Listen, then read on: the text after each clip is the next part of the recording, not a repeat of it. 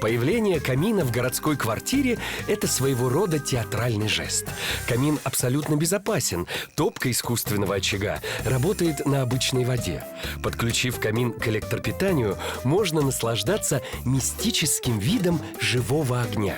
Реалистичность пламени подчеркивает классический портал с изящными элементами декора цвета слоновой кости. Такое обрамление камина добавляет не только благородство интерьеру, но и служит стилистической связкой. Таким образом, камин, дверь и рабочее место образуют некий классический треугольник в шестиграннике постмодернизма. Чтобы сохранить таинственность джунглей, дизайнер Тина Наледина решила устроить так называемые островки света.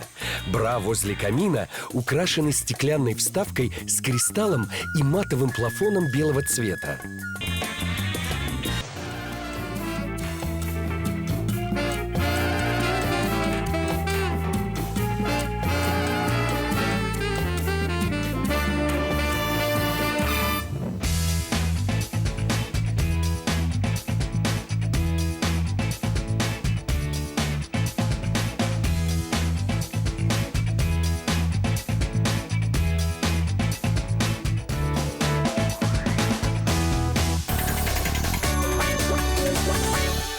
Камин настоящий? Нет.